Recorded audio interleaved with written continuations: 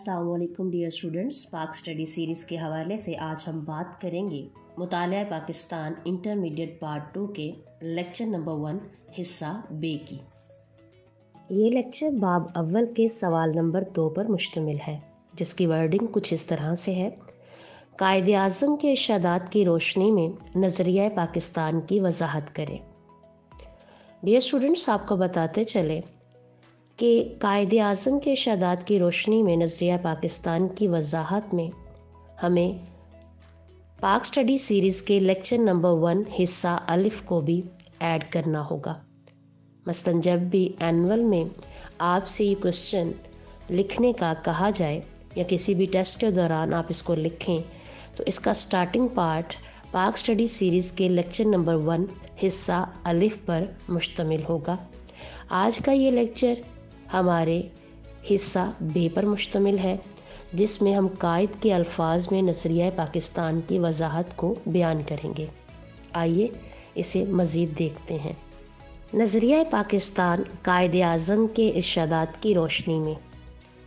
कायदे आज़म मोहम्मद अली जिन्ना को हिंदू मुस्लिम इत्तेहाद के बहुत बड़े हामी होने के बाइस हिंदू मुस्लिम इत्तेहाद का सफ़ीर माना जाता था, जिसका अमली इजहार कांग्रेस के साथ 1916 में तय पाने वाला मैसाके लखनऊ था।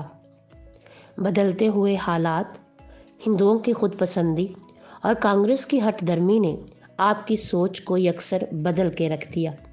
लिहाजा कायदे आज़म ने 1920 में कांग्रेस से अलहदगी इख्तियार करने और सिर्फ मुसलमानों के हकूक़ व मफादात के लिए काम करने का पुख्ता इरादा किया।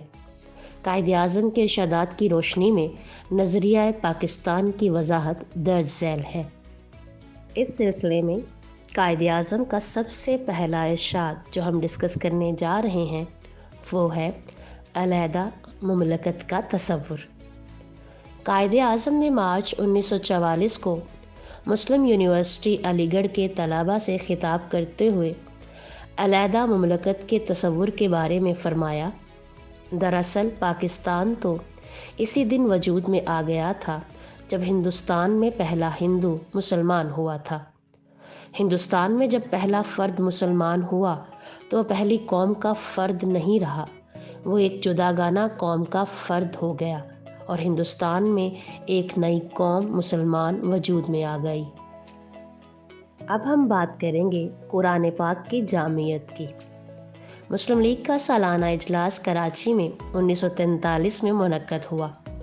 कायदे आज़म ने इस मौका पर पाकिस्तान और इस्लाम के बाहमी रिश्ते को वाज़े करते हुए फ़रमाया, वो कौन सा रिश्ता है जिससे मुंसलिक होने से तमाम मुसलमान जस्दे वाहिद की मानिद हैं।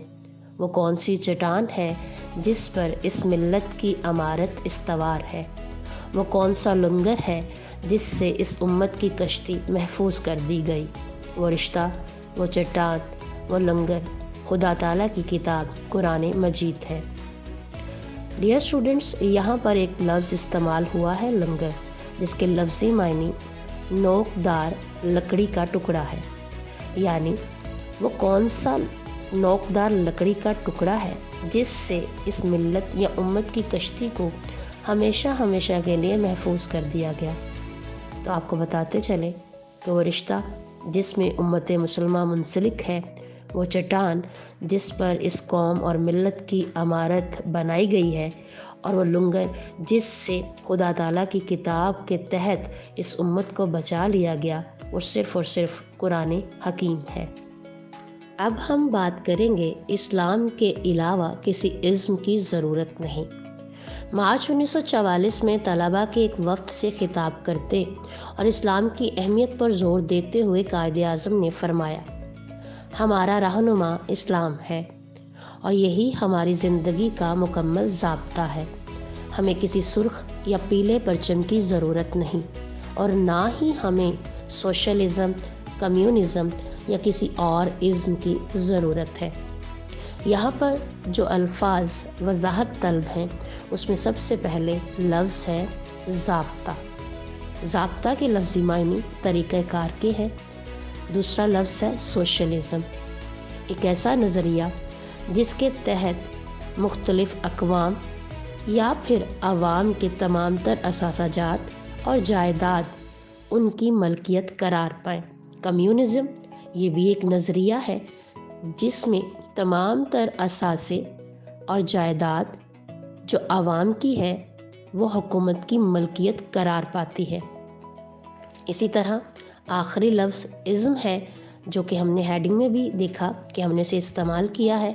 تو ازم کے لفظی معنی نظریات کے ہیں، یعنی قائد یہ فرماتے ہیں کہ ہمارا رہنما اسلام ہے، یہی ہماری زندگی گزارنے کا طریقہ ہے۔ ہمیں کسی بھی سرخیاں پیلے پرچم کی ضرورت نہیں، اور نہ ہی ہمیں سوشلزم یا کمیونزم جیسے کسی دوسرے نظام یا کسی دوسرے نظریے کی ضرورت ہے۔ اسی کے ساتھ ہم بڑھتے ہیں نیکسٹ پوائنٹ کی جانب، جو ہے تعصبات کے خاتمے کی تلقین۔ 21 مارچ 1948 کو ڈھاکہ میں عوام سے خطاب کے دوران تعصبات کے خاتمے کی تلقین کرتے ہوئے قائد اعظم نے فرمایا، میں چاہتا ہوں کہ ہم پنجابی، بلوچی، سندھی، پٹھان اور بنگالی بن کے بات نہ کریں۔ یہ کہنے میں آخر کیا فائدہ ہے کہ ہم پنجابی، سندھی، بلوچی، بنگالی یا پٹھان ہیں؟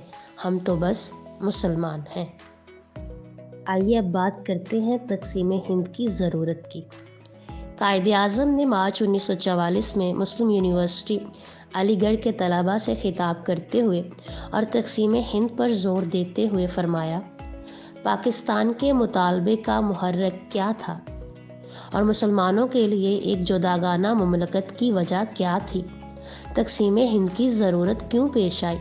اس کی وجہ نہ ہندوؤں کی تنگ نظری ہے، نہ انگریزوں کی چال، یہ اسلام کا بنیادی مطالبہ ہے۔ ڈیئر اسٹوڈنٹس، یہاں پر جو لفظ محرک استعمال ہوا ہے اس کے لفظی معنی وجہ کے ہیں۔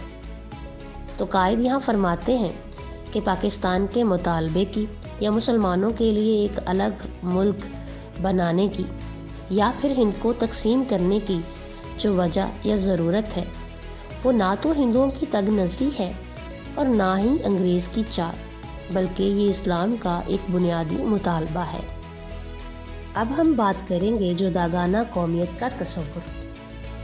23 مارچ 1940 کو قائد اعظم نے لاہور میں مسلم لیگ کے سالانہ اجلاس سے خطاب کرتے ہوئے اور مسلمانوں کو جداگانہ قومیت کے تصور کو واضح کرتے ہوئے فرمایا، قومیت کی جو بھی تعریف کی جائے، مسلمان اس تعریف کی روح سے الگ قوم ہیں، لہٰذا وہ اس بات کا حق رکھتے ہیں کہ ان کی اپنی الگ مملکت ہو جہاں وہ اپنے عقائد کے مطابق معاشی، معاشرتی اور سیاسی زندگی بسر کر سکیں۔